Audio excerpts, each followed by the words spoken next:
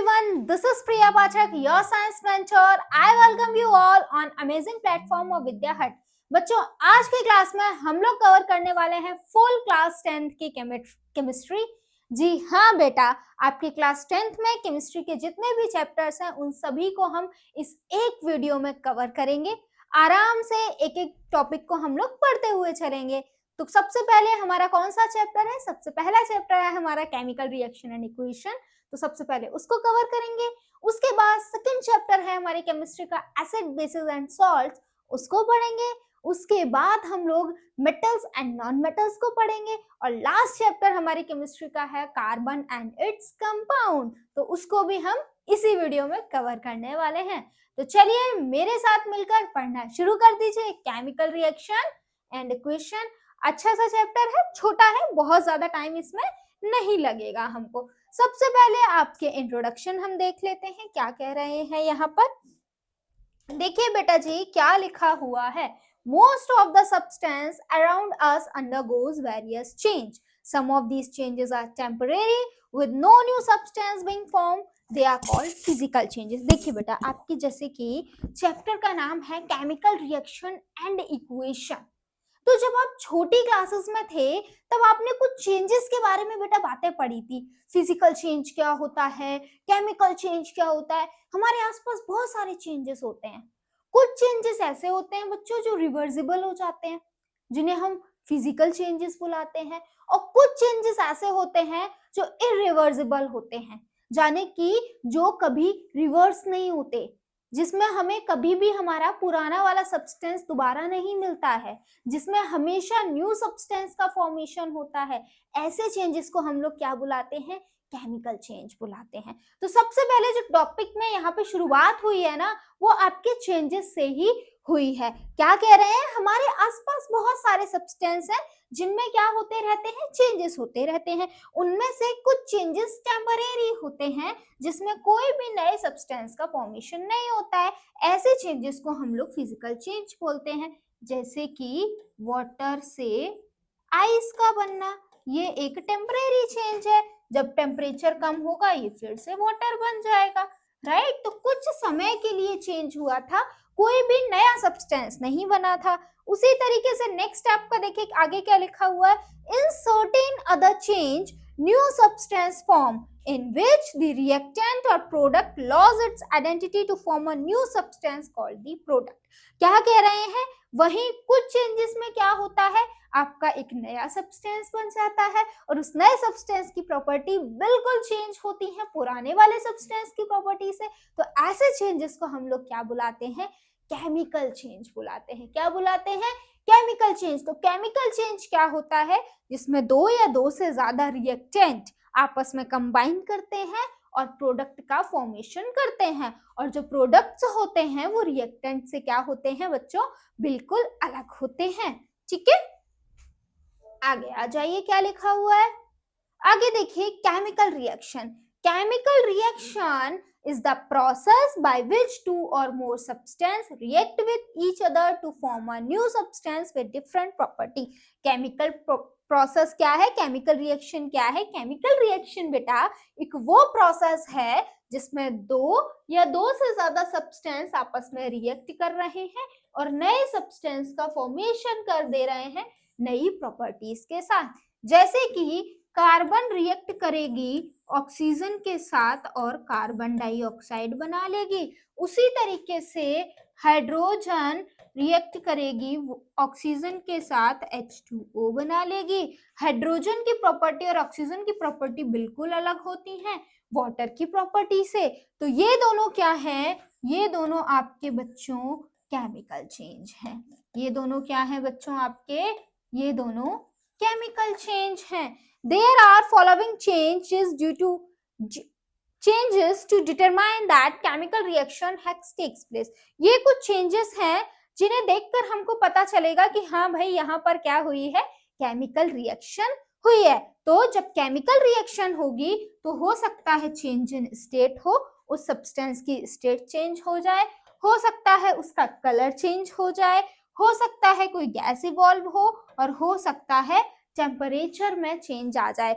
तो इनमें से अगर कुछ भी होगा तो उसे देखकर हम पता लगा लेंगे कि यहाँ पर क्या हुई है, केमिकल रिएक्शन हुई है, कोई नया सब्सटेंस बना है जिसकी प्रॉपर्टी पुराने वाले सब्सटेंस से बिल्कुल अलग है। केमिकल इक्वेशन, अब हमारे चैप्टर का जो दूसरा नाम है केमिकल रिएक्शन, तो हमने जान लिया क्या होता है। अब केमिकल इक्वेशन क्या होता है? A chemical equation is the symbolic representation of a chemical reaction in the form of symbols and formulae। क्या कह रहे हैं? केमिकल इक्वेशन क्या है? एक सिंबॉलिक रिप्रेजेंटेशन है केमिकल रिएक्शन की, कि किस तरीके से केमिकल रिएक्शन को हम लोग रिप्रेजेंट कर सकते हैं, उसकी क्या है? सिंबॉलिक रिप्रेजेंटेशन है। जैसे कि ये लिखी हुई है, magnesium plus oxygen gives out magnesium oxide. तो ये हमने पैराग्राफ में ना लिखकर एक इक्वेशन के फॉर्म में लिख दिया, जिसे हम लोग क्या बुलाते हैं? केमिकल इक्वेशन बुलाते हैं। ठीक है, wherein the reactant entities are given on the left hand side and the product entities on the right hand side। क्या कह रहे हैं? रिएक्टेंट आपके मैग्नीशियम और ऑक्सीजन यहाँ पर क्या है बच्चों? ये दोनों आपके रिएक्टेंट हैं, और वहीं बच्चों ये मैग्नीशियम ऑक्साइड क्या है? प्रोडक्ट है। तो इस बात को आप लोग हमेशा याद रखेंगे कि रिएक्टेंट्स को हम हमेशा लेफ्ट हैंड साइड में लिखते हैं और प्रोडक्ट को हम हमेशा राइट हैंड साइड में लिखते हैं। ठीक है, हमेशा इसी तरीके से हमको कोई भी केमिकल इक्वेशन को लिखना होता है। बैलेंस केमिकल इक्वेशन, अब ये बैलेंस केमिकल इक्वेशन क्या होती है? देखिए बेटा जी, law of conservation of mass ये कहता है कि जितने एटम्स रिएक्टेंट साइड में होंगे उतने ही एटम प्रोडक्ट साइड में होंगे। ठीक है, यही हमारा लॉ ऑफ कंजर्वेशन ऑफ मास कहता है। तो इसको फॉलो कराने के लिए हमको हर रिएक्शन को बैलेंस कराना होता है। ठीक है, जितने एटम्स या फिर जितने एलिमेंट्स हमने आपके लेफ्ट हैंड साइड में लिए हैं उतने ही राइट हैंड साइड में होने चाहिए। तो उसको इक्वल कराने के लिए हम क्या करते हैं? कुछ नंबर्स को ऐड कर देते हैं ताकि दोनों इक्वल हो जाएं। इक्वेशन को हम क्या करते हैं? बैलेंस करने की कोशिश करते हैं। इसी को हम लोग बैलेंस केमिकल इक्वेशन बुलाते हैं। The chemical equation that shows the chemical reaction needs to be balanced। A balanced chemical equation occurs when number of the atoms involved in the reactant side is equals to the number of the atoms in the product side। कब होगी balance? जब reactant के जितने atom हैं उतने ही product में भी atom आ जाएं, तब हमारी केमिकल रिएक्शन क्या हो जाएगी बच्चों? बैलेंस हो जाएगी।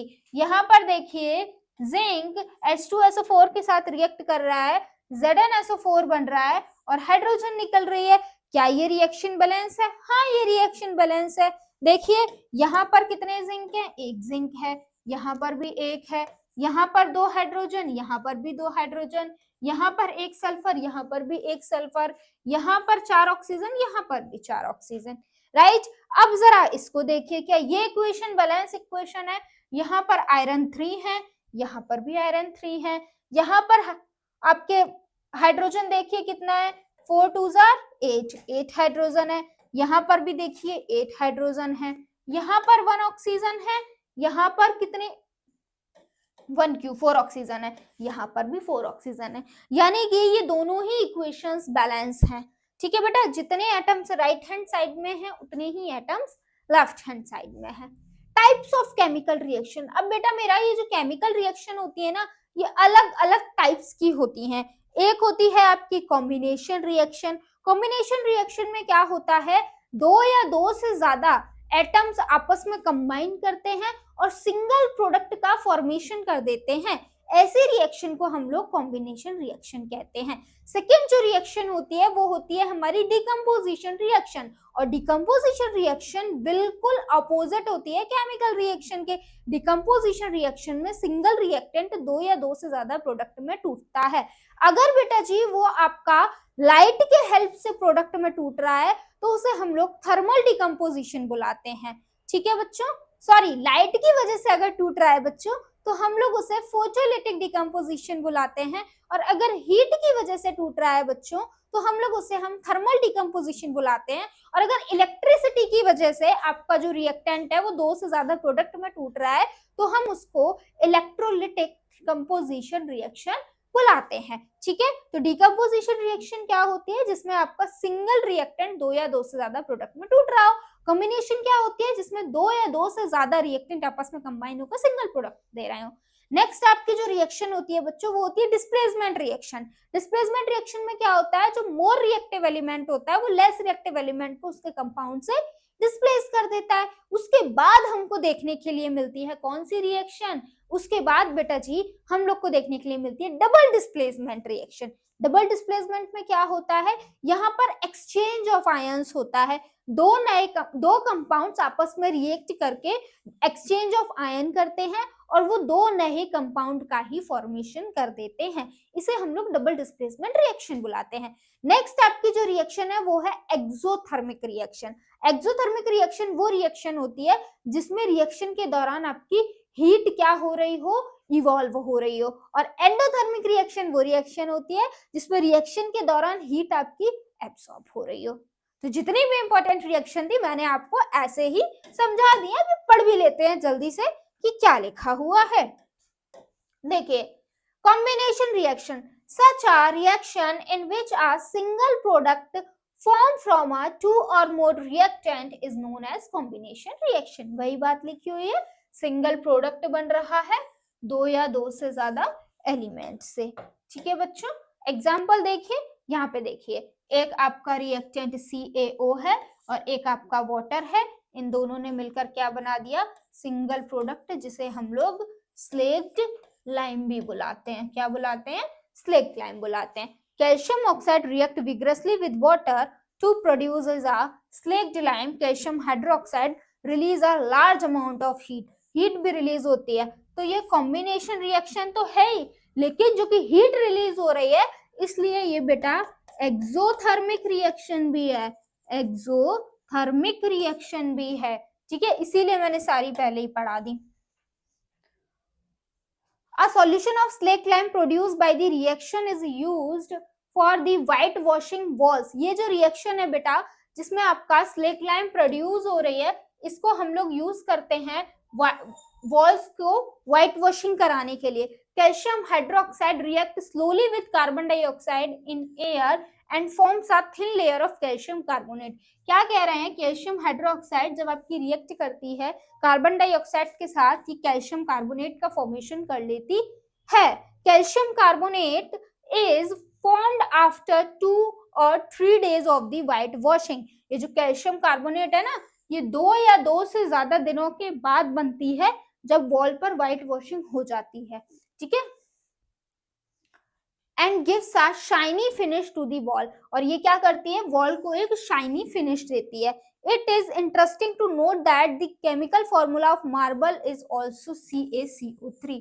बेटा ये जो CaCO3 है ना, ये आपकी मार्बल होती है। ठीक है, ये कैल्शियम इसका केमिकल फॉर्मूला होता है। तो हमने क्या सीखा कि जब हम CaO क्विक लाइम में वाटर को ऐड कर देंगे तो स्लेक्ड लाइम बन जाएगा, और स्लेक्ड लाइम में जब हम लोग कार्बन डाइऑक्साइड को ऐड कर देंगे तो मार्बल बन जाएगा। ठीक है, ये बातें याद रखनी है आपको। आगे आ जाइए, वही रिएक्शन लिखे हैं बच्चों जो मैंने आपको अभी अभी पढ़ाई। ये आपकी कॉम्बिनेशन रिएक्शन, उसके बाद ये आपकी डिकम्पोजिशन। ये आप देख पा रहे हैं AB नाम का एक कंपाउंड था, ये डिकम्पोज हुआ, A और B बना लिया। उसके बाद ये देखिए सिंगल रिप्लेसमेंट, A और B दोस्त हुआ करते थे, फिर C आ गया। C बहुत ज्यादा ताकतवर था B से, तो C ने क्या किया, B को डिस्प्लेस कर दिया। This is displacement reaction. उसके बाद यहाँ पे देखिए दो कंपाउंड थे AB और CD, फिर क्या हुआ, इनके बीच में एक्सचेंज हो गया, A और C नए कंपाउंड बन गए, B और D नए कंपाउंड बन गए, एक्सचेंज ऑफ आयन हुआ। इस रिएक्शन को हम लोग डबल डिस्प्लेसमेंट रिएक्शन बुलाते हैं।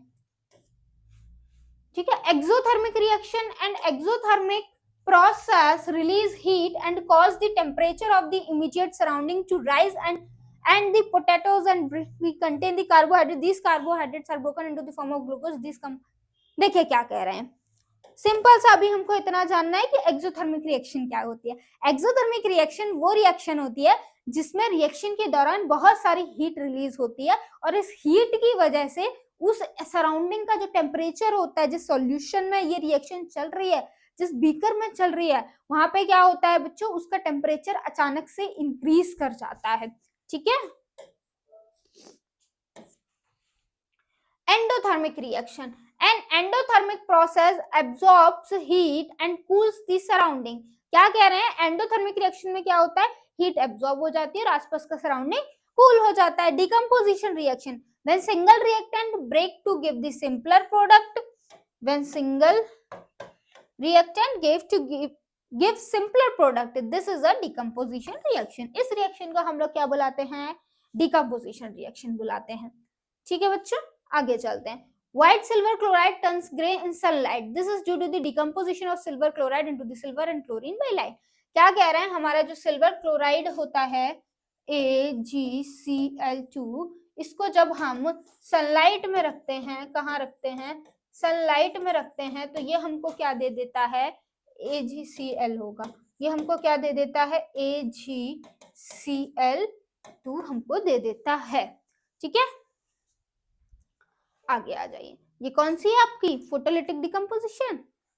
आ जाइए, रिडॉक्स रिएक्शन। अब ये रिडॉक्स रिएक्शन कौन सी होती है, देखिए बेटा, वो रिएक्शन जिसमें आपका ऑक्सीडेशन भी हो रहा हो, रिडक्शन भी हो रहा हो, ऐसे रिएक्शन को हम लोग रिडॉक्स रिएक्शन बोलते हैं। अब मैम ऑक्सीडेशन और रिडक्शन क्या होता है, देखिए बेटा, जब किसी रिएक्शन में ऑक्सीजन ऐड हो रही हो या हाइड्रोजन रिमूव हो रही हो, ऑक्सीजन ऐड हो रही हो और हाइड्रोजन रिमूव हो रही हो, उसे ऑक्सीडेशन बोलते हैं। और वो रिएक्शन जिसमें हाइड्रोजन ऐड हो रही हो और ऑक्सीजन रिमूव हो रही हो, उसे रिडक्शन बोलते हैं। और रिडॉक्स रिएक्शन क्या होती है, जिसमें ये दोनों चीजें चल रही हो, उन्हें रिडॉक्स रिएक्शन बुलाते हैं। An oxidation reduction reaction is a type of chemical reaction that involves a transfer of electron between two species. यहाँ पे क्या होता है, दोनों स्पीसीज के बीच में ट्रांसफर ऑफ इलेक्ट्रॉन्स देखने के लिए मिलता है। An oxidation reduction reaction is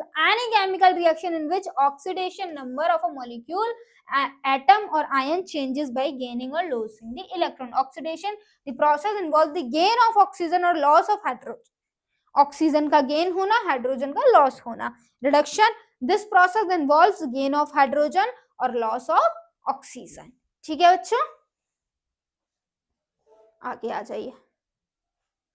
oxidising agent. अब ऑक्सीडाइजिंग एजेंट क्या होता है बच्चों, ऑक्सीडाइजिंग एजेंट वो एजेंट होते हैं जो किसी भी सब्सटेंस को ऑक्सीजन देते हैं।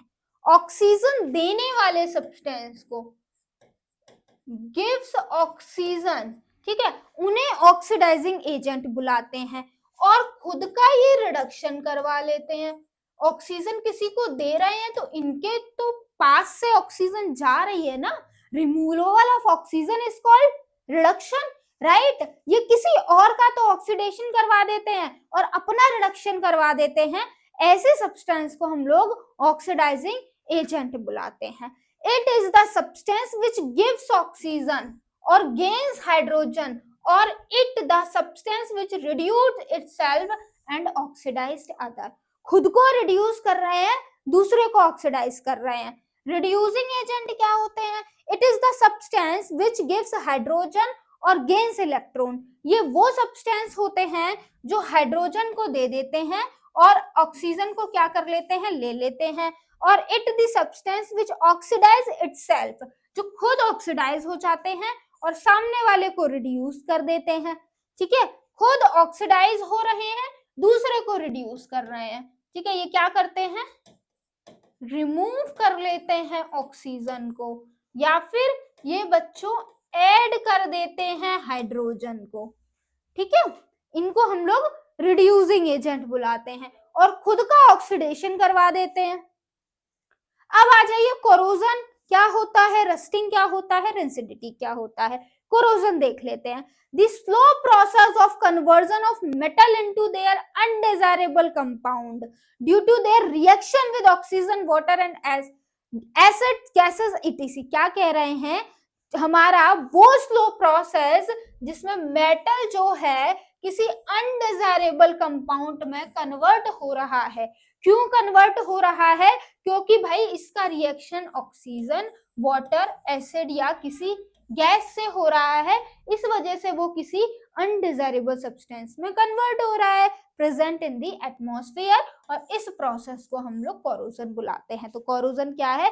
मेटल जब एयर, आपका वाटर, एसिड इनके साथ रिएक्ट कर जाए और क्या हो जाए भाई, खराब हो जाए, उसे कोरोजन बुलाते हैं। रस्टिंग क्या होता है? Iron when react with oxygen and moisture to form a red substance called the rusting।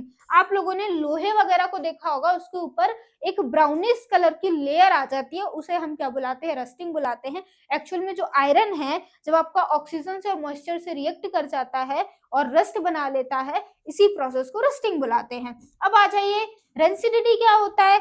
The taste and colour of the food material containing a fat and oil. हाँ, क्या कह रहे हैं?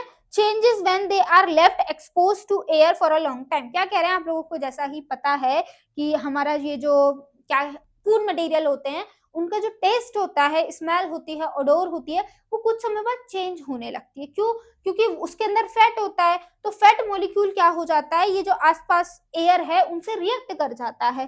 ठीक है, This is called rancidity. It is caused due to the oxidation of fat and present in the food material. अब ऐसा क्यों हुआ? वो फूड मटेरियल क्यों खराब हो गया? क्योंकि बच्चों जो फैट था ना, उसका ऑक्सीडेशन हो गया, इसलिए वो खराब हो गया। इस प्रोसेस को रेंसिडिटी बुलाते हैं। बच्चों congratulations, chemical reaction and equation हमने पूरा कवर कर लिया है। ठीक है, अब बहुत जल्दी से हम लोग रिवाइज कर लेते हैं एसिड, बेसिस एंड सॉल्ट्स, जो कि हमारी केमिस्ट्री का चैप्टर नंबर 2 है। आ जाइए, सबसे पहले इंट्रोडक्शन में क्या लिखा हुआ है? The sour and bitter taste of the food are due to the acids and bases are present in them। आप लोगों को पता होगा, ये कहानी छोटे से पढ़ते आ रहे होंगे कि acids are sour in taste, bases are bitter in taste। तो ये किसी भी खाने का खट्टा या कड़वा जो टेस्ट होता है, वो किसकी वजह से होता है? एसिड और बेसिस की वजह से होता है। Acids are sour in taste and change the color of the blue litmus to red। Acids क्या होते हैं? खट्टे होते हैं, और ये ब्लू लिटमस को किसमें कन्वर्ट कर देते हैं? रेड लिटमस में कन्वर्ट कर देते हैं। जब भी लिटमस पेपर के ऊपर हम लोग एसिड को डालेंगे तो वो ब्लू से किसमें कन्वर्ट हो जाएगा? रेड कलर में कन्वर्ट हो जाएगा। ऐसे याद कर लो, एसिड मतलब खतरा, खतरे का कलर रेड। ठीक है, एसिड खतरा, खतरे का कलर रेड, इस तरीके से याद कर सकते हो। उसके बाद आ जाइए, litmus solution is a purple dye. Litmus क्या होता है ना? लिटमस होता है क्या? अभी भी मैंने आपको बोला कि एसिड्स जो होते हैं ब्लू लिटमस को रेड में कन्वर्ट कर देते हैं, बट में व्हाट इज लिटमस? एक्चुअल में बच्चों, litmus is a indicator. Ma'am, indicator क्या होता है?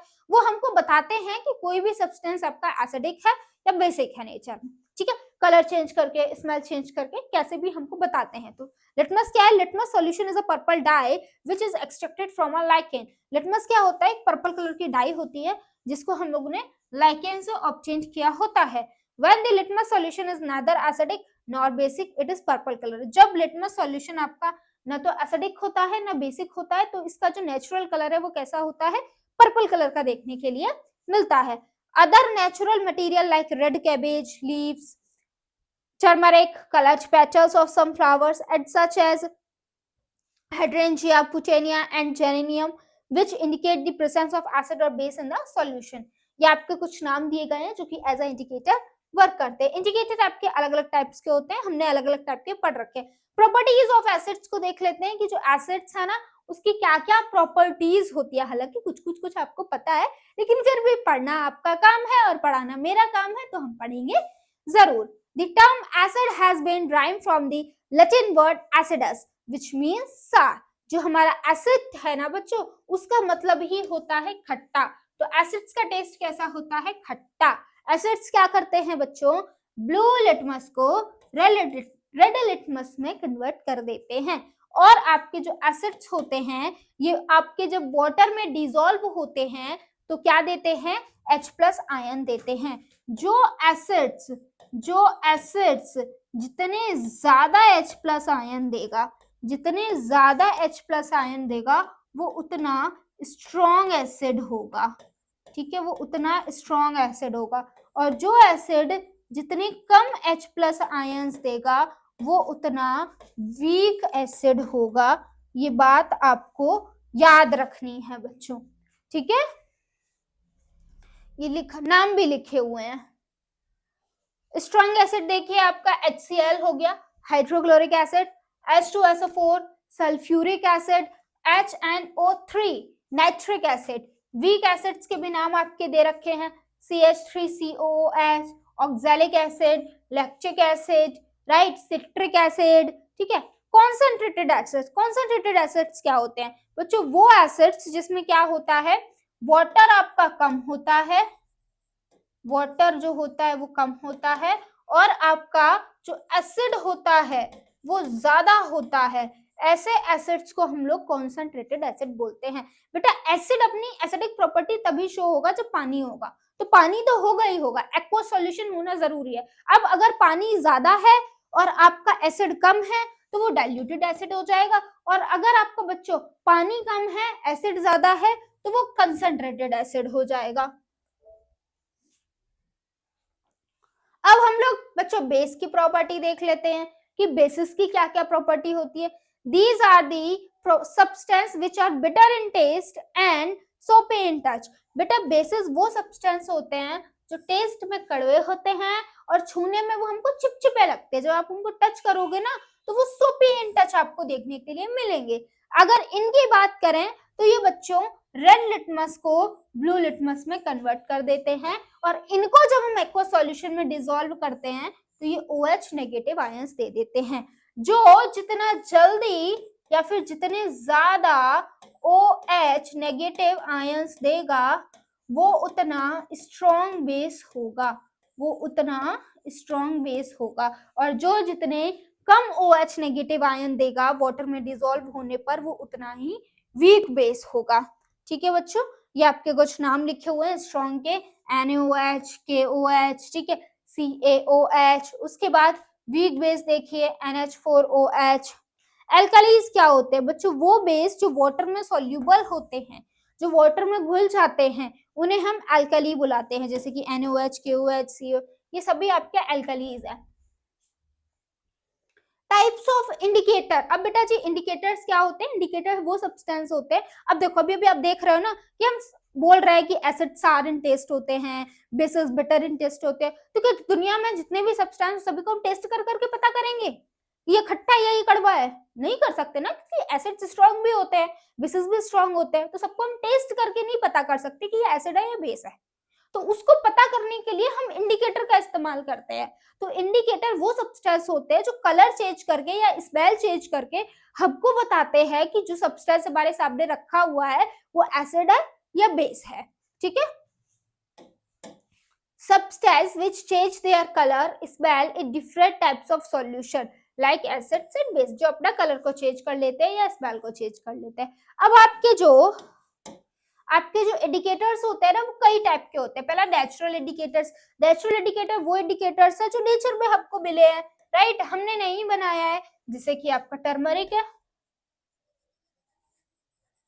राइट, आपका turmeric is also indicator, litmus है ना, ये सभी आपके नेचुरल इंडिकेटर है। सिंथेटिक इंडिकेटर जिनको हमने बनाया है, जैसे कि मिथाइल ऑरेंज जो लैब में बने हैं, है ना, मिथाइल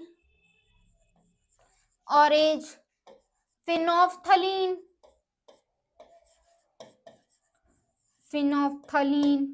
है ना। ऑल्फैक्टरी इंडिकेटर्स वो बच्चों जो स्मेल चेंज करके हमको बताते हैं कि सब्सटेंस एसिड है या बेस है, तो उसमें आपका अनियन आ गया, है ना, क्लोव ऑयल आ गया, ये सभी इतनी स्मेल चेंज करके बताते हैं। ठीक है बच्चों, तो ये अलग अलग टाइप्स के इंडिकेटर्स हैं। Natural indicators found in nature in plants, ठीक है, नेचर में पाए जाते हैं। Example litmus, red cabbage leaves, extract flower of the hydrangea plant, turmeric. ठीक है, सिंथेटिक इंडिकेटर्स क्या होते हैं? These are the chemical substance, example methyl orange and phenolphthalein. ठीक है, ये केमिकल सब्सटेंस होते हैं जिन्हें हमने लैब में बनाया है, इसके एग्जाम्पल है मिथाइल ऑरेंज और फिनोफ्थलीन। ऑल्फैक्टरी इंडिकेटर्स क्या होते हैं? These are the substance have different odour in acid और बेस। ये वो सब्सटेंस है जिनकी स्मेल चेंज हो जाती है एसिड और बेस में। Reactions of acids and base with metal. Acids और बेस जब मेटल के साथ रिएक्ट करेंगे तब क्या होगा, अब हमको ये देखना है। Reaction of acids with metal, acids metal के साथ रिएक्ट करेंगे तो क्या होगा? Acids when react with metal बच्चों ये सॉल्ट बनाएंगे और हाइड्रोजन गैस इवॉल्व होगी। एग्जांपल देखिए, हाइड्रोक्लोरिक एसिड, ये एक एसिड होता है, ये जब मेटल के साथ रिएक्ट किया, ठीक है, मेटल के साथ रिएक्ट किया, इसने क्या बना दिया? ZaCl2 आपका सॉल्ट बना दिया और हाइड्रोजन गैस निकल गई। Reaction of bases with metals, bases जब मेटल के साथ रिएक्ट करेंगे तो क्या होगा, क्या कह रहे हैं, base react with metal to evolve hydrogen gas, base react करते हैं मेटल के साथ और हाइड्रोजन गैस को इवॉल्व करते हैं।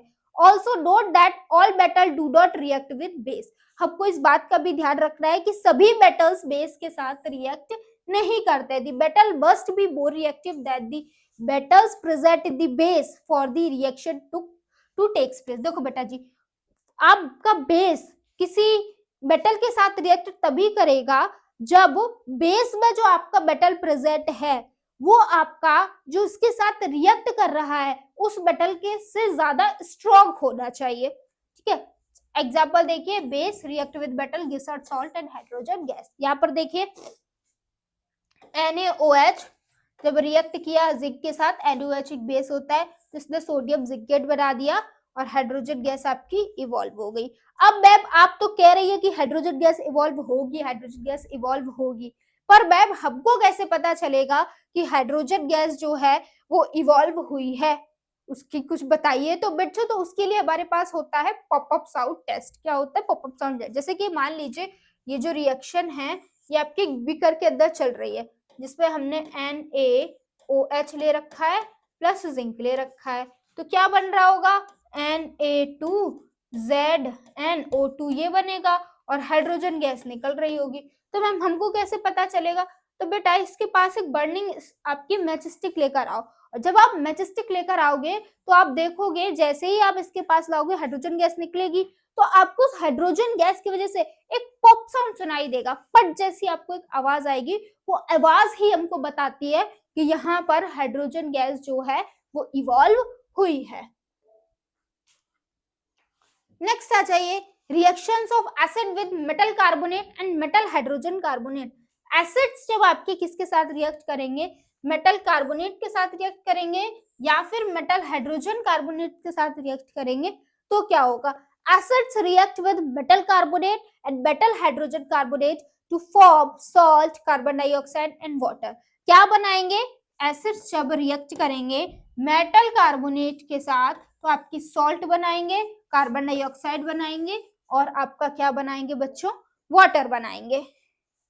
ये देखिए ये आपका एक एसिड है, ये मेटल कार्बोनेट है, लिख देती हूं मैं, ये आपका बेटा एसिड है ना, ये आपका मेटल कार्बोनेट है, M से मेटल, ठीक है, ये आपका यहाँ पर सॉल्ट बन गया, ये यहाँ पर आपकी कार्बन डाइऑक्साइड बन गई, ये आपका यहाँ पर वाटर बन गया। ठीक है, एक और देखिए, ये आपका HCl एसिड है, ये आपका क्या है, मेटल हाइड्रोजन कार्बोनेट है, ये आपका सॉल्ट बन गया, कार्बन डाइऑक्साइड बन गई, वाटर बन गया। ठीक है, CO2 gas can be tested by passing it through the live water, it turns live water milky. अब इस रिएक्शन में मैं बार बार कह रही हूँ कि कार्बन डाइऑक्साइड निकलेगी, कार्बन डाइऑक्साइड निकलेगी, मैम हम कैसे मान ले कार्बन डाइऑक्साइड निकली है, तो इसके लिए टेस्ट होता है बेटा जी, जब आप कार्बन डाइऑक्साइड गैस को लाइम वाटर से पास कराएंगे तो वो कैसी हो जाएगी, मिल्की टर्न हो जाएगी। तो जो गैस निकल रही है उसको लाइव वाटर से पास कराओ, और अगर आपका सॉल्यूशन मिल्की टर्न हो रहा है तो वो आपकी कार्बन डाइऑक्साइड है, और अगर नहीं हो रहा है तो कार्बन डाइऑक्साइड रिलीज नहीं हो रही है। ठीक है, when excess carbon dioxide is pass milkiness disappear, और अगर हम इससे एक्सेस में कार्बन डाइऑक्साइड पास करा देंगे तो मिल्कीनेस डिसअपियर हो जाएगी और इसका फॉर्मेशन हो जाएगा। Bases do not react with metal carbonate and metal hydrogen carbonate। अब आधे से ज्यादा बच्चे बोलेंगे मैम क्यों, क्यों जो बेसिस होते हैं वो मेटल कार्बोनेट या फिर मेटल हाइड्रोजन कार्बोनेट के साथ रिएक्ट नहीं करते हैं। मैम इसका रीजन दो आप मुझे, क्यों नहीं रिएक्ट करते हैं, क्योंकि बच्चों मेटल कार्बोनेट और मेटल हाइड्रोजन कार्बोनेट ये खुद ही बेसिक इन नेचर होते हैं। अब ये जब खुद ही बेसिक इन नेचर है तो बेस बेस आपस में कैसे रिएक्ट करेगा, तो नो रिएक्शन, कोई रिएक्शन नहीं होती है। तो भाई मेटल कार्बोनेट और मेटल हाइड्रोजन कार्बोनेट के साथ सिर्फ और सिर्फ आपके एसिड्स रिएक्ट करते हैं। आगे देखिए क्या लिखा हुआ है, reactions of acid at base with each other. Acid और बेस आपस में रिएक्ट करेंगे तो क्या होगा, एसिड और बेस आपस में रिएक्ट करेंगे, पहले तो इस रिएक्शन को हम लोग न्यूट्रलाइजेशन रिएक्शन बुलाते हैं। क्या होती है न्यूट्रलाइजेशन रिएक्शन, जब एसिड और बेस आपस में कंबाइन कर रहे हैं और सॉल्ट और वाटर का फॉर्मेशन हो रहा है, इस रिएक्शन को न्यूट्रलाइजेशन रिएक्शन बोलते हैं। ठीक है, देखिए HCl is a acid, NaOH is a base, it forms NaCl and water. Reaction of non metallic oxides with basis, non metal के ऑक्साइड जब बेस के साथ रिएक्ट करेंगे तो क्या होगा। अब देखो बच्चों, जो नॉन मेटल के ऑक्साइड्स होते हैं ना, वो एसिडिक इन नेचर होते हैं, एसिडिक इन नेचर होते हैं। अब ये एसिडिक इन नेचर होते हैं यानी कि ये एसिड होते हैं, और अभी अभी तो हमने पढ़ा एसिड और बेस आपस में रिएक्ट करेगा तो सॉल्ट और वाटर हमको मिलेगा, यानी कि न्यूट्रलाइजेशन रिएक्शन हो जाएगी। Non metal oxides are acidic in nature, non metal oxides plus base gives out salt and hydrogen. अब जो कि नॉन मेटल के ऑक्साइड एसिडिक होते हैं तो नॉर्मल सी बात है, ये एसिड्स के साथ तो रिएक्ट करेंगे नहीं, एसिड एसिड आपस में थोड़ी रिएक्ट करेगा, तो ये सिर्फ और सिर्फ बेस के साथ रिएक्ट करते हैं, और बेस के साथ भी क्या होती है, न्यूट्रलाइजेशन रिएक्शन होती है, यानी कि सॉल्ट बनता है और आपका वाटर बनता है। वाइल डाइल्यूटिंग एसिड, अब देखो बच्चों, मैंने आपको बोला ना कि हमारे जो एसिड है ना उसमें हमेशा वाटर देखने के लिए मिलता है, थोड़ा बहुत पानी चाहिए तभी आपका जो एसिड है एसिडिक प्रॉपर्टी को शो कर पाएगा, तो हम लोग पानी मिलाते भी होंगे। तो ये डाइल्यूशन ऑफ एसिड है ना, ये बहुत इंपॉर्टेंट टॉपिक है, बहुत मतलब इसको हम ऐसे नहीं कर सकते कि कभी भी ऐसे ही कर लिया है ना, तो हमको इसको बड़े ध्यान से करना है।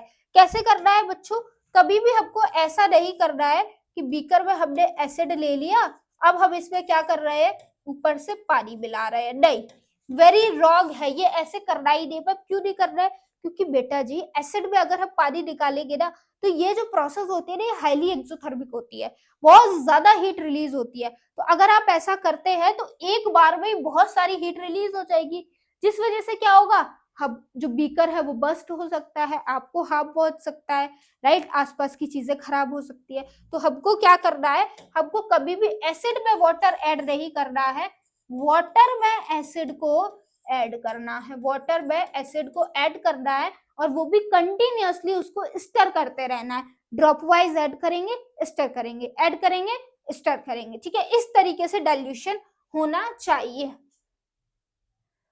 नेक्स्ट आ जाइए, strength of acid and base. अब देखो बच्चों, अभी तक मैंने आपको क्या सिखाया कि आपका दो बीकर है, एक में एसिड है एक में बेस है, आपको नहीं पता किसमें एसिड है किसमें बेस है, बस इसमें एक में एसिड है एक में बेस है, मैं कह रही हूँ पता लगाओ, कैसे लगाओगे, तो आप लोग कहोगे कि मैम कोई भी इंडिकेटर का इस्तेमाल कर लेंगे, इंडिकेटर का यूज कर लेंगे और हमको पता चल जाएगा एसिड है या बेस है, ठीक है, ये तुमको पता चल जाएगा। अब मैं कह रही हूँ इसमें भी एसिड है इसमें भी एसिड है, अब ये बताओ स्ट्रॉन्ग एसिड कौन सा है,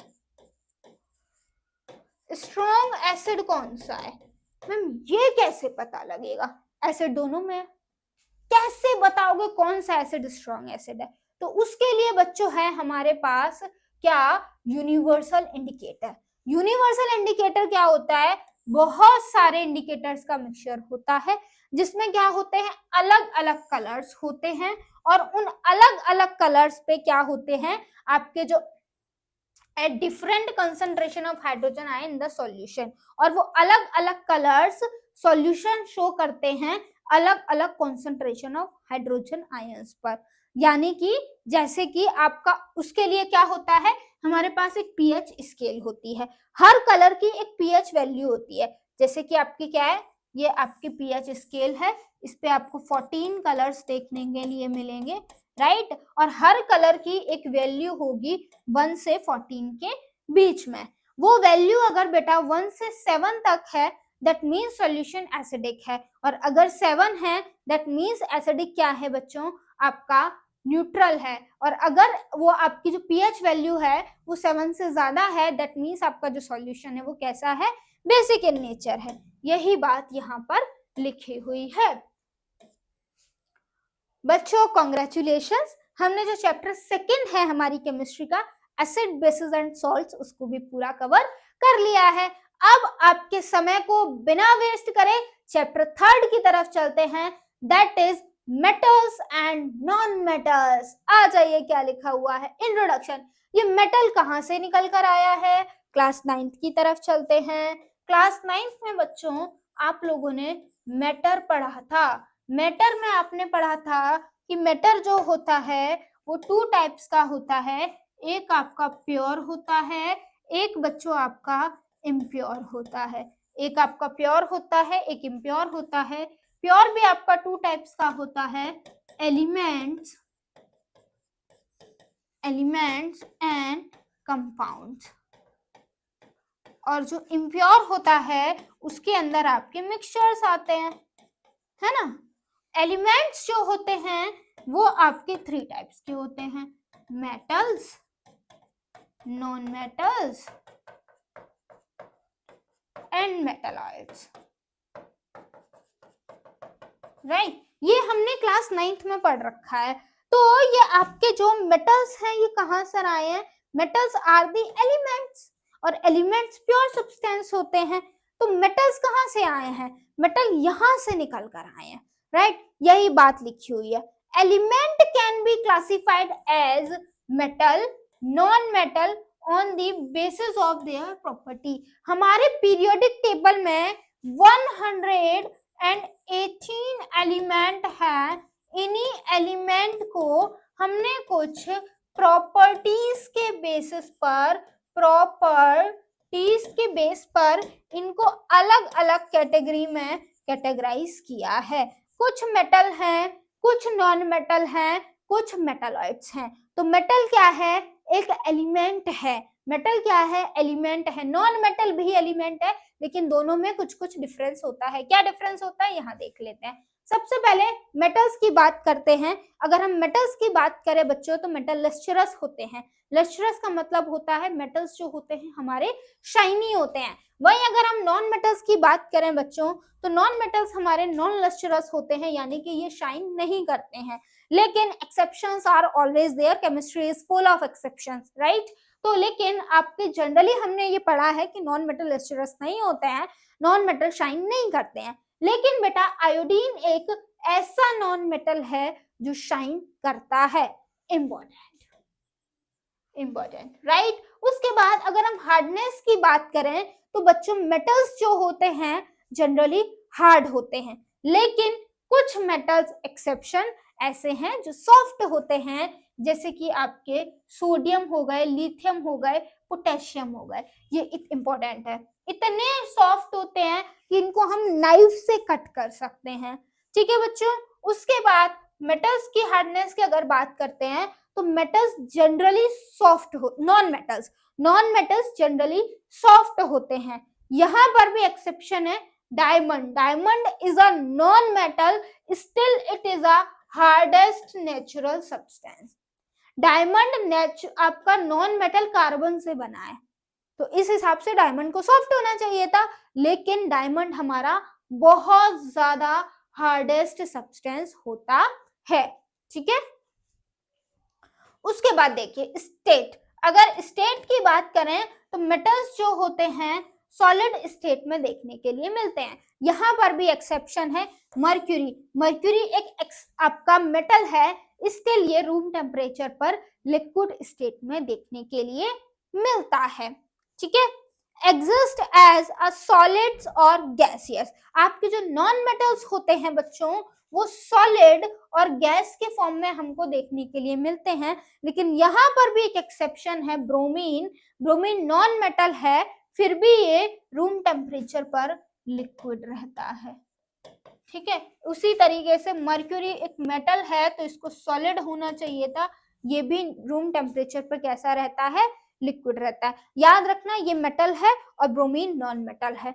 मेलिएबिलिटी क्या होती है, मेलिएबिलिटी का मतलब होता है मेटल्स को हम लोग थिन शीट्स में कन्वर्ट कर सकते हैं, और गोल्ड और सिल्वर जो होते हैं वो सबसे ज्यादा मेलिएबल आपके सब्सटेंस एलिमेंट होते हैं। वहीं अगर हम बात करें नॉन मेटल्स की, तो ये नॉन मेलिएबल होते हैं, ये ब्रिटल होते हैं, इनको हम लोग थिन शीट्स में कन्वर्ट नहीं कर सकते हैं। उसके बाद अगर हम डक्टिलिटी की बात करें तो डक्टिलिटी का मतलब है मेटल्स को हम लोग थिन वायर्स में ड्रॉन कर सकते हैं। आपने कॉपर वायर देखे होंगे, राइट? क्यों कर पाते हैं? क्योंकि मेटल्स के पास डक्टिलिटी की प्रॉपर्टी होती है।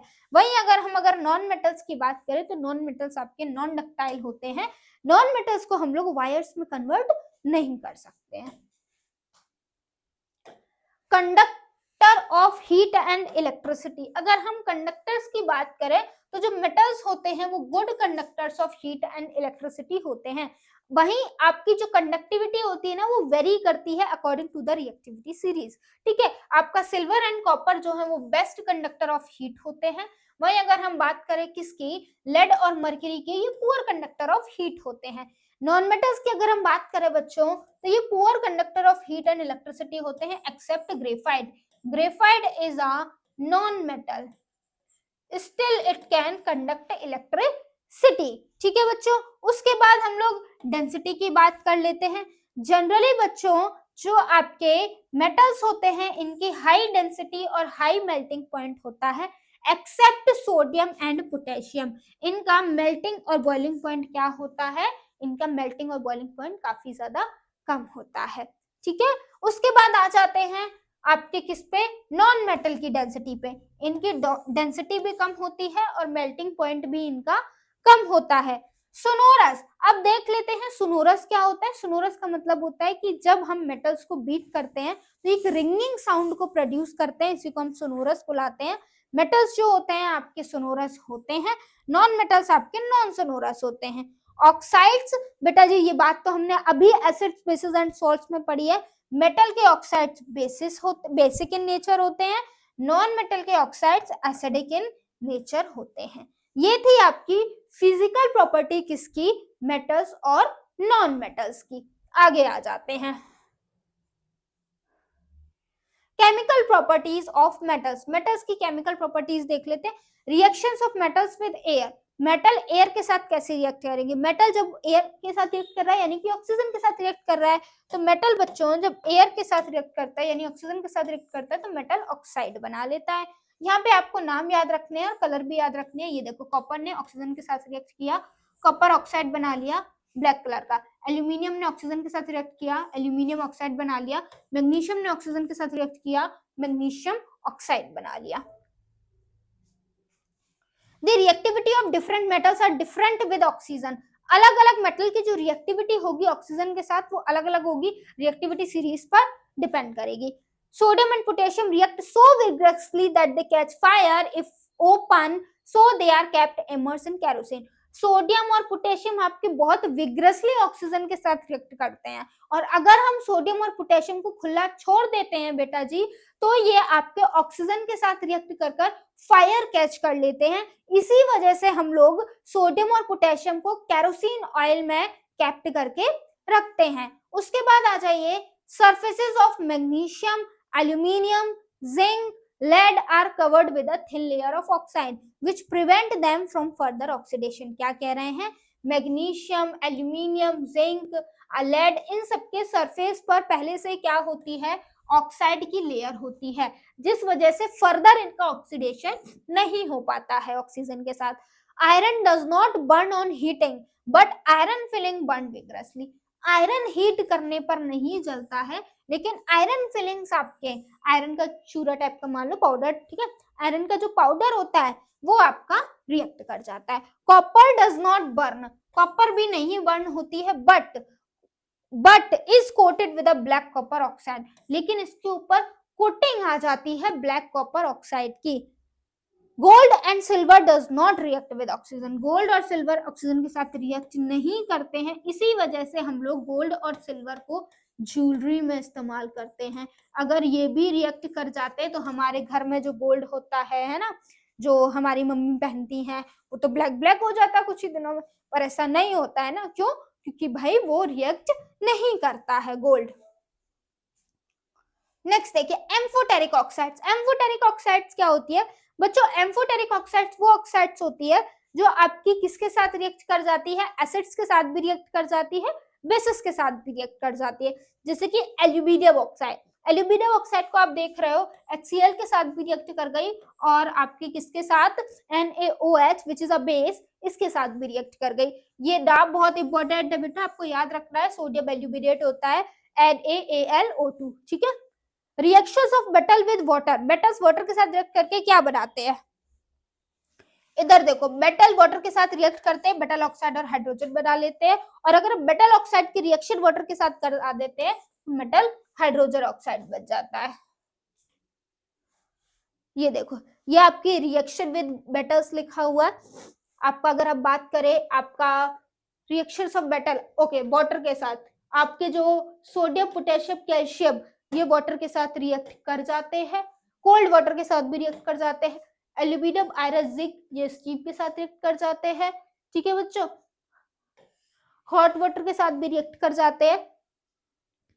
लेड, कॉपर, सिल्वर और गोल्ड, इनकी रिएक्शन नहीं होती है। आगे चलते हैं बच्चों। Reaction of metal with acids, metal की रिएक्शन एसिड्स के साथ, ये तो हम लोग एसिड बेसिस एंड सॉल्ट्स पे भी अभी हमने देखा। मेटल एसिड के साथ रिएक्ट करते हैं, सॉल्ट और हाइड्रोजन गैस इवॉल्व होती है। ये देखिए, metal acid salt hydrogen, metal acid salt hydrogen, metal acid salt hydrogen, फिर मेटल, फिर एसिड, फिर सॉल्ट, फिर हाइड्रोजन, ठीक है।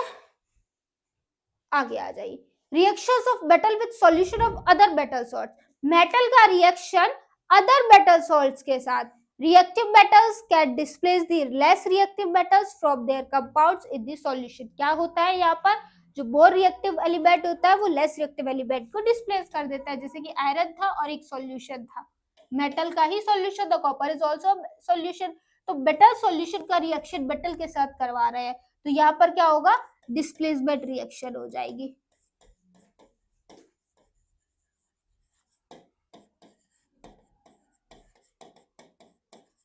डिस्प्लेसमेंट रिएक्शन हो जाएगी। आ गया है रिएक्टिविटी सीरीज, मैं कह रही थी ना रिएक्टिविटी सीरीज, ये अभी तक आप लोगों को याद हो जानी चाहिए, होप सब आप लोगों को याद होगी। एक बार देख लीजिए, ये आपका जैसे जैसे ऊपर जाते हैं वैसे वैसे रिएक्टिविटी बढ़ती जाती है। सबसे ज्यादा रिएक्टिव पोटेशियम, फिर सोडियम, फिर लिथियम, फिर barium, strontium, calcium, magnesium, aluminium, manganese, zinc, chromium, iron, cadmium, cobalt, nickel, tin, lead, hydrogen, antimony, bismuth, copper, mercury, silver, gold and platinum. ये reactivity series as it is आपको याद होनी चाहिए। उसके बाद आ जाइए reaction of metal with non metal, metals और नॉन मेटल्स आपस में रिएक्ट करेंगे तो क्या होगा, आपस में रिएक्ट करेंगे। इधर देखिए क्या लिखा हुआ है, reactivity of elements is the tendency to attain a completely filled valence cell. Atoms of the metals use their electrons from their valence shell to form the cation. Atoms of the non-metals gain the electrons to form the valence shell to the anode. देखो atoms और metal, आपके metals और non-metals आपस में react करेंगे बच्चों, तो यहाँ पर क्या हो जाएगा, यहाँ पे आयंस का फॉर्मेशन हो जाएगा, क्योंकि बच्चों जो metals होते हैं ना वो इलेक्ट्रॉन को लूज करते हैं, नॉन मेटल्स जो होते हैं, non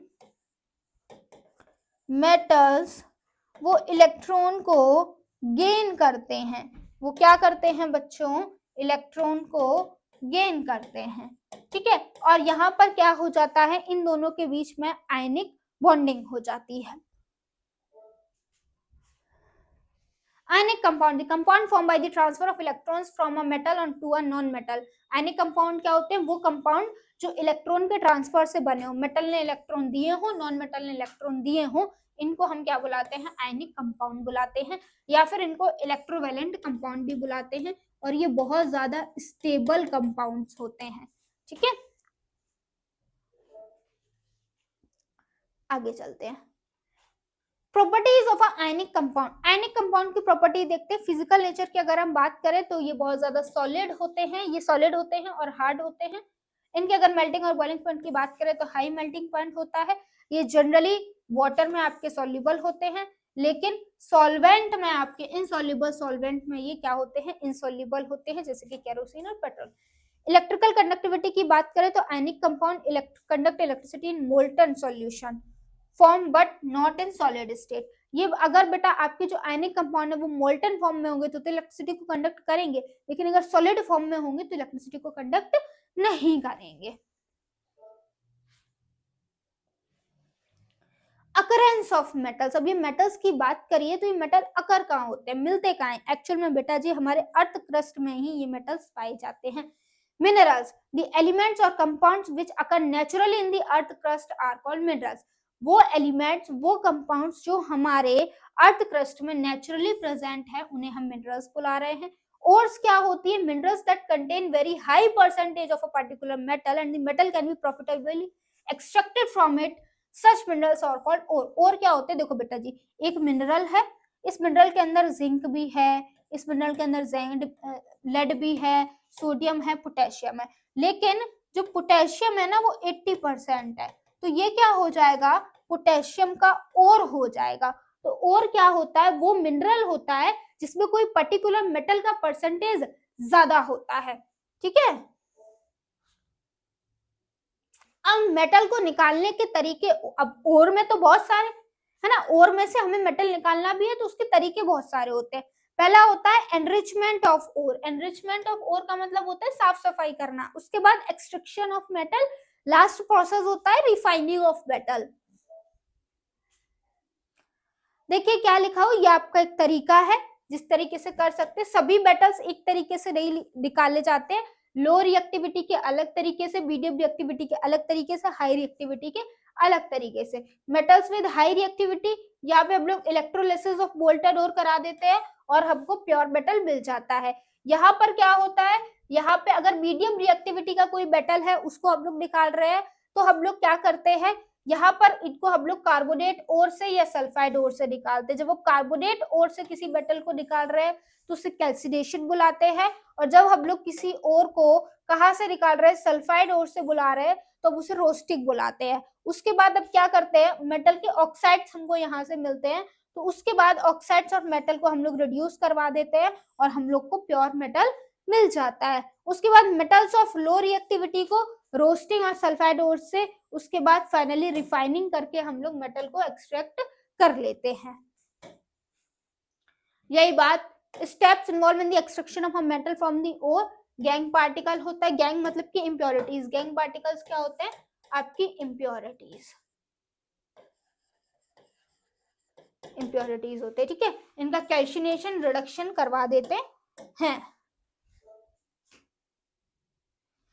Gang, ores are usually contaminated with large amount of impurities such as soil, sand, etc. एक ओर में बहुत सारी impurities पाई जाती हैं जैसे कि soil, sand, इन्हीं को हम लोग गैंग पार्टिकल बुलाते हैं। Roasting, the sulfide ore are converted into the oxides by heating strongly। जब हम सल्फाइड ओर को उसके ऑक्साइड्स में कन्वर्ट करते हैं स्ट्रांगली हीट करके एक्सेस एयर में, इस प्रोसेस को रोस्टिंग बुलाते हैं। कैल्सिनेशन क्या होता है? जब हम कार्बोनेट ओर को ऑक्साइड्स में कन्वर्ट करते हैं हीट स्ट्रांगली करके लेकिन लिमिटेड एयर में, उसको हम लोग कैल्सिनेशन बुलाते हैं। रिडक्शन क्या होता है? Metal oxides are reduced to corresponding to metal by using the reducing agent. Metal oxides को हम लोग रिड्यूस करवा देते हैं, यानी कि ऑक्सीजन को रिमूव करवा देते हैं किसी भी रिड्यूसिंग एजेंट का इस्तेमाल करके, उसे ही हम लोग रिडक्शन बुलाते हैं। बच्चों कॉन्ग्रेचुलेशंस, हमने chapter 3 metal and non metals भी पूरा पढ़ लिया है। अब हम लोग आ गए हैं हमारे लास्ट चैप्टर पर, that is carbon and its compound. तो आइए मेरे साथ मिलकर इस चैप्टर को भी पूरा खत्म करते हैं। आ जाइए बच्चों, स्टार्ट करते हैं। सबसे पहले बात आती है कि मैम चैप्टर का नाम कार्बन एंड इट्स कंपाउंड ही क्यों है, कुछ और नाम क्यों नहीं रखा? कुछ और रख देते ma'am, nitrogen and its compound कर देते, है ना। ये कार्बन में ऐसा क्या है कि इस एलिमेंट के ऊपर एक पूरा चैप्टर दे दिया गया, किसी और एलिमेंट के ऊपर क्यों नहीं दिया?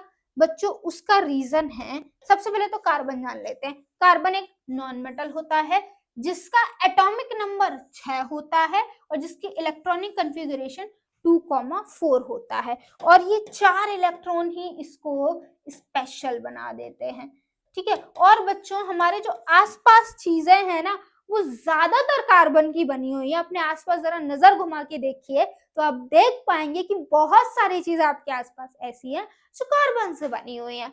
ठीक है, और आप जैसे जैसे चैप्टर पढ़ेंगे आपको कार्बन की इंपॉर्टेंस समझ में आ जाएगी। Bonding in carbon, the covalent bond. अगर हम बेटा कार्बन की बात करें तो कार्बन में हमको कोवैलेंट बॉन्ड देखने के लिए मिलता है। कोवैलेंट बॉन्ड क्या होता है, यहाँ पर एक्चुअल में इलेक्ट्रॉन्स की शेयरिंग होती है। ठीक है, ना तो इलेक्ट्रॉन्स पूरा लिया जाता है ना इलेक्ट्रॉन पूरा दिया जाता है। यहाँ पे इलेक्ट्रॉन्स क्या हो जाता है, यहाँ पर आपके इलेक्ट्रॉन की शेयरिंग हो जाती है। वहीं अगर हम आयनिक बॉन्ड की बात करें, आयनिक बॉन्ड क्या होता है, यहाँ पे ट्रांसफर ऑफ इलेक्ट्रॉन होता है। जैसे कि यहाँ पे आयनिक कंपाउंड बनता है, आपका सबसे बढ़िया एग्जाम्पल है सोडियम। इसके वैलेंस शेल में एक इलेक्ट्रॉन होता है, राइट। पूरे लिख लेते हैं। अगर हम बात करें तो अगर हम इलेक्ट्रॉनिक कॉन्फ़िगरेशन की बात करें तो सोडियम की यही होती है, वैलेंस शेल में एक इलेक्ट्रॉन होता है, ये अनस्टेबल होता है। वही क्लोरीन की बात करें तो इसके आउटर मोस्ट शेल में 6 इलेक्ट्रॉन होते हैं। तो ना तो क्लोरीन स्टेबल ना आपका सोडियम स्टेबल, तो ये एक इलेक्ट्रॉन को लूज करता है और क्लोरीन ले लेता है। तो इसका भी ऑक्टेट पूरा हो जाता है, इसका भी ऑक्टेट पूरा हो जाता है और ये Na+ बन जाता है, Cl नेगेटिव बन जाता है। इसको आयनिक बॉन्ड बोलते हैं, जहां पर इलेक्ट्रॉन का ट्रांसफर होता है।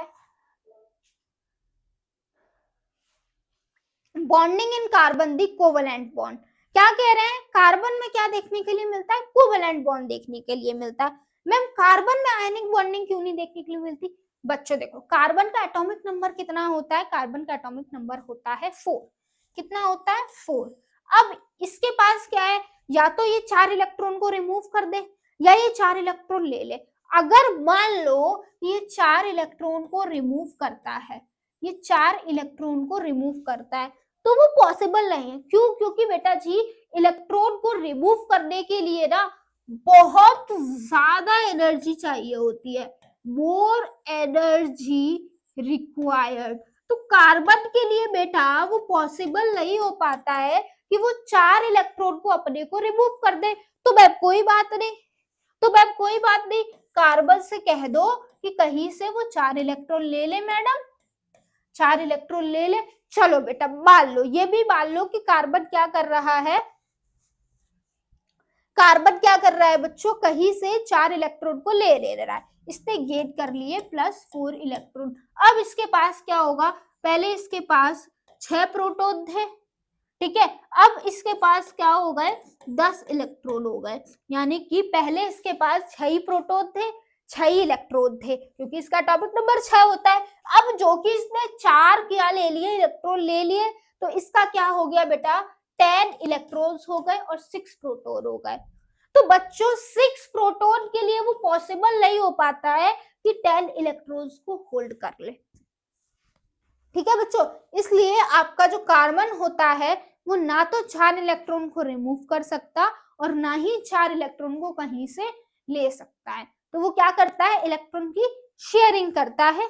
यही बात यहाँ पर सेम एज इट इज लिखी हुई है। Bonding in carbon, the covalent bond, क्या देखने के लिए मिलता है, कार्बन में हमको कोवैलेंट बॉन्ड देखने के लिए मिलता है।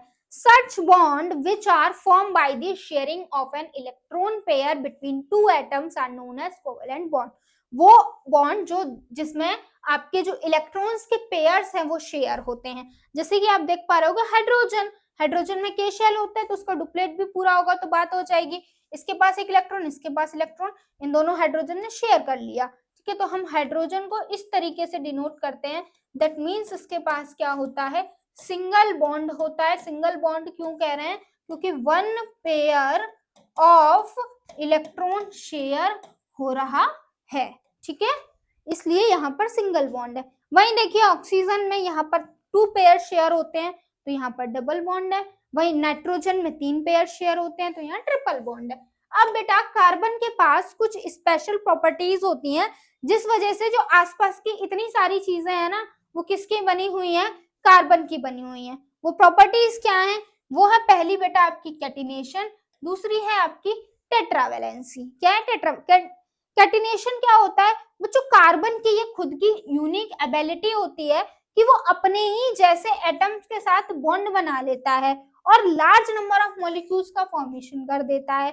तो इस वजह से क्या होता है, वो किसी के भी साथ दोस्ती कर लेता है, अपने जैसे के साथ भी, तो ज्यादा से ज्यादा कंपाउंड हमको कार्बन के देखने के लिए मिल जाते हैं। टेट्रा वैलेंसी क्या होती है, अब जो कि कार्बन की वैलेंसी 4 है, तो ये एक साथ 4 और एटम के साथ बॉन्ड कर सकता है, ठीक है, 4 और एटम के साथ बॉन्ड बना सकता है, इसी को हम लोग टेट्रावैलेंसी बुलाते हैं। तो इन दो प्रॉपर्टी की वजह से कार्बन इतना ज्यादा इंपॉर्टेंट हो गया है।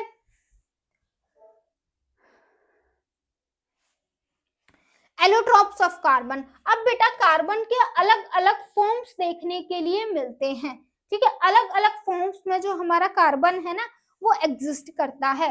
सबसे पहला फॉर्म है डायमंड। एलोट्रॉप्स का मतलब है कि चीज कार्बन से ही बनी होगी, उन सभी की केमिकल प्रॉपर्टीज सेम होंगी लेकिन फिजिकल प्रॉपर्टी अलग अलग होंगी। तो सबसे पहले है डायमंड, पूरा का पूरा कार्बन से बना है। ग्रेफाइट कार्बन से बना है। बकमिनिस्टर फ्लोरेंस ये भी किससे बना है, कार्बन से ही बना है। तो ये तीनों कार्बन के एलोट्रॉप्स हैं।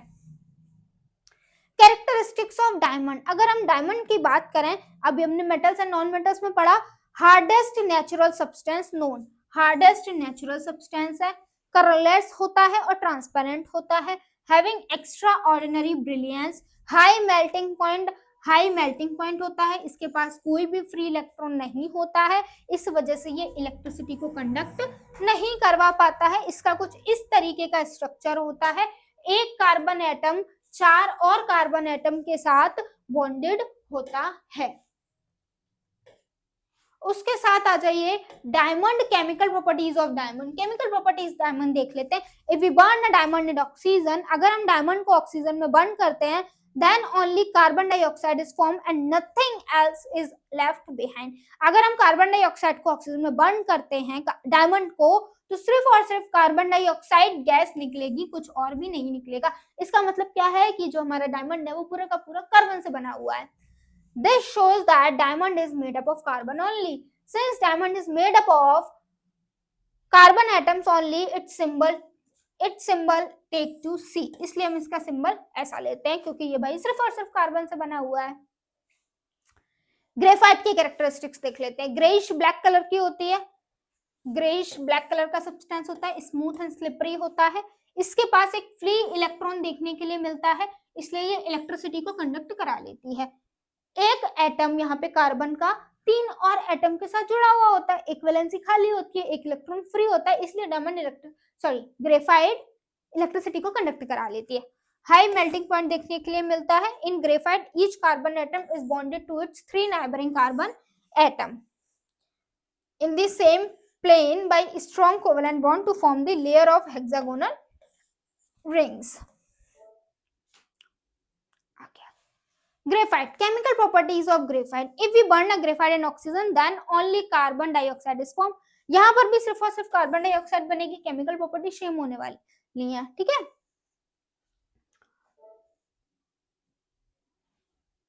बकमिनिस्टर फ्लोरेंस की बात कर लें। The Florence is an allotrope of a carbon with 60 carbon atoms are joined to form a spherical shape like a football. ये फुटबॉल शेप जैसा दिखता है, 60 कार्बन एटम आपस में कंबाइन करते हैं। One molecule of Buckminster Fullerenes of the fullerene contain 20 hexagons and 12 pentagons. एक molecule में 20 हेक्सागन्स और 12 पेंटागन्स कार्बन एटम देखने के लिए मिलते हैं। When it is burned in oxygen, only carbon dioxide is formed. Chemical property सब में सेम रहेगी, ठीक है। हाइड्रोकार्बन्स, हाइड्रोकार्बन्स क्या होते हैं? हाइड्रोकार्बन्स वो कंपाउंड्स होते हैं बेटा जी जो सिर्फ और सिर्फ किसके बने हुए होते हैं? हाइड्रोजन के और ऑक्सीजन से मिलकर बने हुए होते हैं। हाइड्रोजन और ऑक्सीजन से मिलकर बने हुए होते हैं, उन्हें हम हाइड्रोकार्बन होते हैं। अब ये सैचुरेटेड भी हो सकते हैं, अनसैचुरेटेड भी हो सकते हैं। सैचुरेटेड कब होते हैं? जब कार्बन कार्बन के बीच में, कार्बन कार्बन के बीच में सिंगल बॉन्ड होता है, सिंगल बॉन्ड होता है तो वो सैचुरेटेड हाइड्रोकार्बन, और जब कार्बन कार्बन के बीच में डबल या फिर ट्रिपल बॉन्ड होता है तो वो अनसैचुरेटेड हाइड्रोकार्बन हो जाते हैं, ठीक है।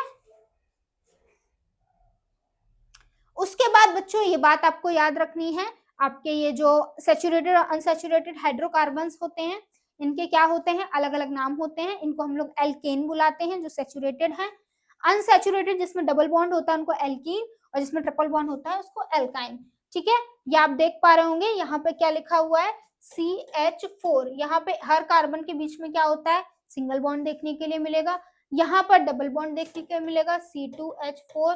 ठीक है, उसके बाद यहाँ इनका फर्स्ट मेंबर होता है इथाइन C2H4। इसी तरीके से सभी में CH2 का गैप होता है और ये सीरीज आगे चलती जाती है। अगर एक कार्बन है तो उसको मैथ पढ़ते हैं, 2 कार्बन है तो एथ, 3 कार्बन है तो प्रॉप, 4 कार्बन है तो ब्यूट, है ना, 5 है तो पेंट, 6 है तो हेक्स, है ना, इस तरीके से 7 है तो हेप्ट, ऐसे ये सीरीज आगे चलती रहती है। इन सभी में CH2 का ही गैप होता है, लेकिन जनरल फॉर्मूला तीनों का अलग होता है। ठीक है, होमोलॉगस सीरीज क्या होती है, ये सीरीज होती है ऑर्गेनिक कंपाउंड की, जहां पे सिमिलर स्ट्रक्चर होता है, सिमिलर केमिकल प्रॉपर्टीज होती हैं। सक्सेसिव कंपाउंड में CH2 ग्रुप का डिफरेंस होता है। ये जो अभी मैंने आपको पीछे दिखाई एल्कीन एल्कीन एल्केन एल्कीन और एल्काइन, ये आपकी होमोलॉगस सीरीज थी। ठीक है, फंक्शनल ग्रुप क्या होता है, इन हाइड्रोकार्बन चेन वन और more hydrogen atom is replaced by the one other atoms in according with their valencies. क्या कह रहे हैं, हाइड्रोकार्बन्स में कभी कभी हम एक या एक से ज्यादा हाइड्रोजन एटम को रिप्लेस कर देते हैं किसी और हेटेरो एटम के साथ। These heteroatom or group of atoms which make the carbon compound reactive and decide to its property are called the functional group। और इसी ग्रुप ऑफ एटम को जो कि कार्बन कंपाउंड की प्रॉपर्टीज को बदल देता है, उनको रिएक्टिव बना देता है, इसे ही हम लोग फंक्शनल ग्रुप बनाते हैं। यानी कि ये जो पीछे आपको होमोलॉगस सीरीज मिली थी ना, जैसे कि आपका एल्कीन है, ठीक है, जैसे कि आपका क्या है, ये यहाँ पर मीथेन है, चलो मीथेन है, क्या है CH4, इसमें हमने क्या कर दिया, लास्ट में एक ग्रुप ऐड कर दिया OH। ये OH ग्रुप एल्कोहल होता है, क्या होता है, एल्कोहल, और इसका सिंबल OL होता है। ठीक है, तो हम इसको क्या पढ़ेंगे, अब हम इसको मीथेन नहीं पढ़ेंगे, अब हम इसको मीथेनल पढ़ेंगे। क्या पढ़ेंगे, मीथेनल पढ़ेंगे। क्यों, क्योंकि इसमें एक फंक्शनल ग्रुप OH ऐड हो गया है, एक कार्बन है इसलिए मैथ, उसी तरीके से और में भी चेंज हो जाता। अब ये देखिए, how many structure isomers can be drawn for pentagon.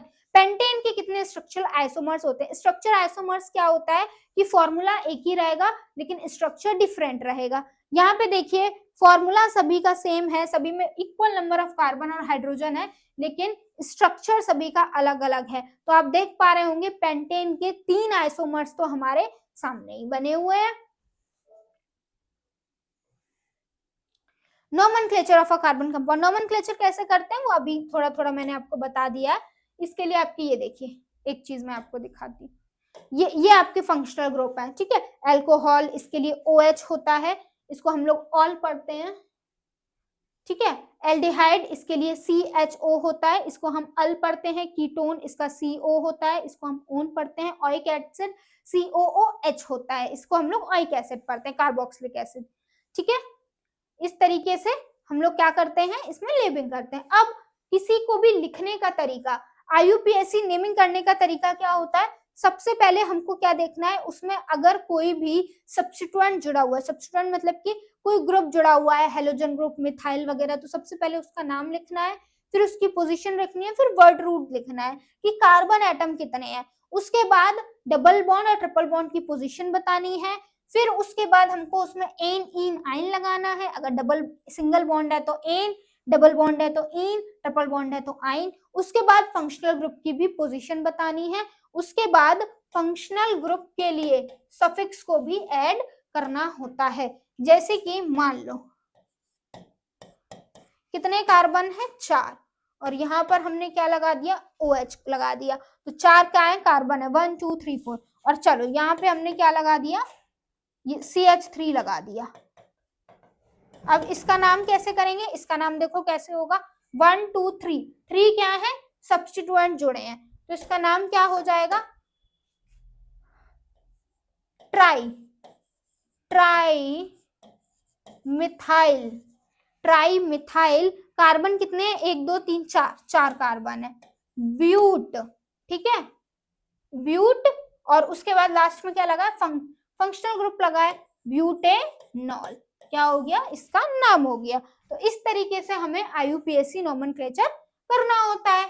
आगे आ जाते हैं, कंबशन और बर्निंग, कंबशन और बर्निंग देख लेते हैं क्या होता है। The process of burning of a carbon compound in air to give carbon dioxide, water, heat and light. अगर हम लोग कार्बन कंपाउंड को एयर में जलाते हैं तो हमें क्या देखने के लिए मिलता है बच्चों, कार्बन डाइऑक्साइड मिलेगी, वाटर मिलेगा, हीट और लाइट। ठीक है, इसी रिएक्शन को हम लोग क्या बुलाते हैं, कंबशन रिएक्शन बुलाते हैं। Combustion is also called burning, combustion को बर्निंग भी बुलाते हैं। Most of the carbon compound burn in air to produce a lot of heat, और ज्यादातर कार्बन कंपाउंड्स जब एयर में बर्न होते हैं तो बहुत सारी हीट को प्रोड्यूस करते हैं। For example alkane burn in air to produce a lot of heat due to which alkanes are excellent fuel. जब आपके जो एल्केन्स हैं वो बर्न होते हैं, ये बहुत ज्यादा हीट को प्रोड्यूस करते हैं, जिस वजह से हम लोग एल्केन्स को एक बड़ा अच्छा फ्यूल के फॉर्म में यूज करते हैं। ये देखिए बेटा, आपको एक एग्जांपल दिया हुआ है, मीथेन का इस्तेमाल किया है, ऑक्सीजन में combustion, carbon dioxide, water, heat और लाइट रिलीज हुई। Combustion, burning of a saturated and unsaturated hydrocarbons. Saturated hydrocarbons generally burn in air with a blue non-sooty flame. जब हम saturated hydrocarbon को बर्न करते हैं तो हमको बहुत क्लीन फ्लेम दिखाई देती है, आपने गैस पे देखा होगा ब्लू कलर की फ्लेम दिखाई देती है, दैट इज अनसैचुरेटेड हाइड्रोकार्बन। और वहीं अगर हम अनसैचुरेटेड हाइड्रोकार्बन को बर्न करते हैं तो हमको एक बहुत शूटी फ्लेम देखने के लिए, ब्लैक कलर की फ्लेम देखने के लिए मिलती है। Oxidation, oxidizing agent. The substance which are capable of adding the oxygen to the other are known as oxidizing agent. वो सब्सटेंस जो किसी और सब्सटेंस में ऑक्सीजन को ऐड कर देते हैं उन्हें ऑक्सीडाइजिंग एजेंट बुलाते हैं। Example alkaline potassium permanganate and acidified potassium dichromate. ये एक बहुत अच्छे क्या है, आपके ऑक्सीडाइजिंग एजेंट हैं ये दोनों। Addition reaction. In addition reaction, unsaturated compounds react with a molecule such as hydrogen, chlorine, bromine to give the saturated hydrocarbon. इसमें क्या होता है, जो unsaturated hydrocarbon होता है वो हाइड्रोजन के साथ रिएक्ट कर कर saturated hydrocarbon दे देता है। एडिशन रिएक्शन, एडिशन रिएक्शन का बेटा यहाँ पर क्या है, एक आपका इसका एप्लीकेशन है जिसमें हम क्या करते हैं, अनसैचुरेटेड वेजिटेबल ऑयल को इसमें हाइड्रोजन को ऐड करके सैचुरेटेड वेजिटेबल घी में कन्वर्ट कर देते हैं। ठीक है, कैटलिस्ट का यूज करके निकल, ठीक है, निकल का इस्तेमाल करते हैं, वो चेंज हो जाता है। सब्स्टिट्यूशन रिएक्शन में हम क्या करते हैं, the reaction in which one hydrogen atom of a hydrocarbon replaced by the other atom. वो रिएक्शन जिसमें हाइड्रोजन एटम एक दूसरे एटम के साथ क्या होता रहता है, सब्स्टिट्यूट होता रहता है, उसे हम सब्स्टिट्यूशन रिएक्शन बुलाते हैं। इथेनॉल, ये इथेनॉल की अगर हम बात करें, it is also known as the ethyl alcohol.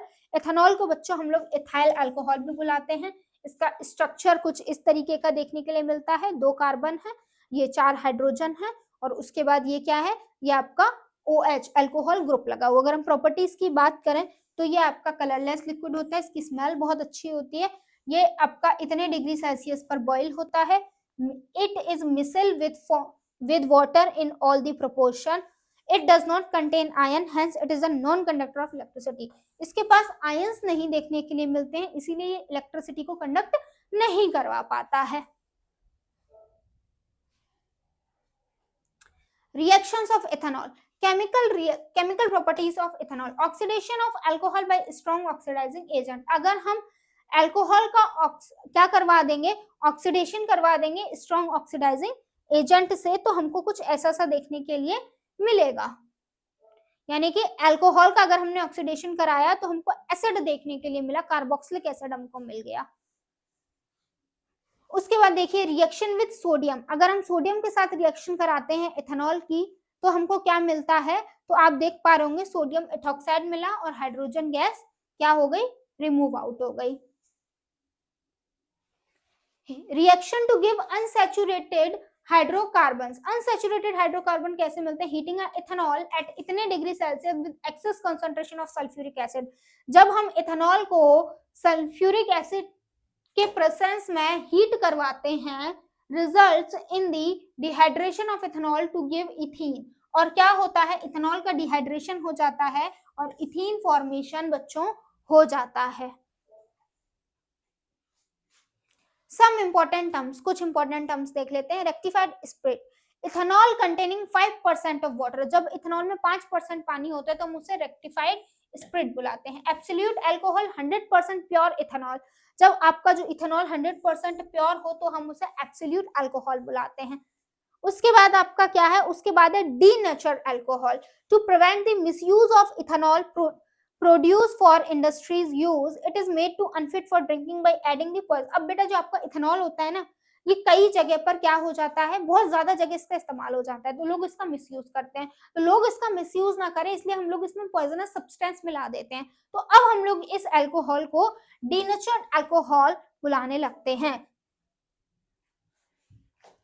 Physical properties of ethanoic acid, ethanoic acid की अगर बच्चों हम फिजिकल प्रॉपर्टीज की बात करें तो ये कलरलेस लिक्विड होता है, सार टेस्ट होता है, विनेगर जैसी स्मेल होती है, बॉइलिंग पॉइंट 391 होता है, ठीक है।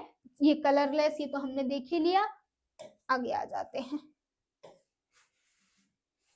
केमिकल प्रॉपर्टी की बात करें तो स्टीरिफिकेशन क्या होता है, जब हम इथेनॉइक एसिड को इथेनॉल के साथ रिएक्ट कराते हैं और एस्टर का फॉर्मेशन कर देते हैं। एस्टर आपकी बहुत अच्छी स्मेल के कंपाउंड होते हैं। सफोनिफिकेशन क्या होता है, इसमें अभी आप देख पा रहे हैं आपका इथेनॉइक एस्टर्स का आपका क्या हो रहा है, रिएक्शन हो रहा है सोडियम हाइड्रोक्साइड के साथ, reaction with basis.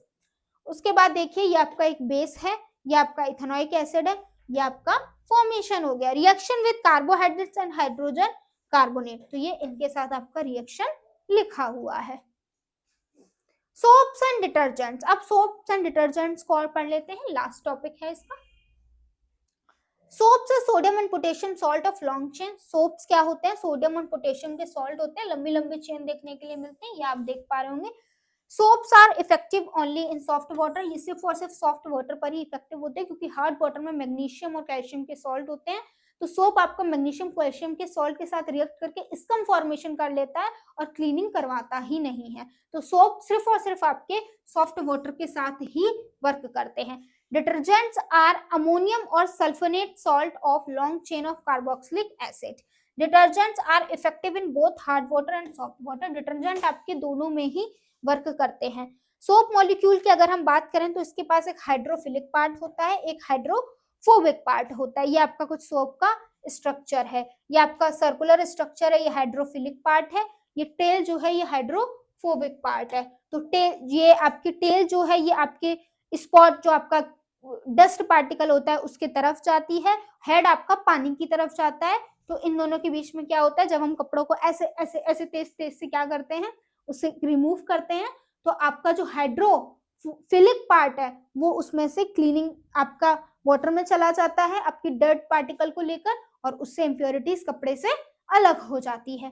Cleansing agent, most dirt is only in nature and hydrophobic and attacks itself with the dirt and ionic and is surrounded with the molecules of water. This result in the formation of the radial structure called micelle. यही बात लिखी हुई है, ठीक है। The magnesium and the salt present in the hot water, ये बात मैंने आपको पहले ही बता दी। तो बच्चों कॉन्ग्रेचुलेशंस, पूरी केमिस्ट्री हमने एक ही वीडियो में खत्म करी है। होप सो सभी चैप्टर्स आपको बिल्कुल क्लियर हो गए होंगे, किसी में कोई डाउट नहीं होगा। अब जो कि हमारा लेक्चर ओवर हो गया है तो इस क्लास को यहीं पर ओवर करते हैं। अब हम मिलेंगे हमारे नेक्स्ट क्लास में। Thank you so much for watching मी। जय हिंद।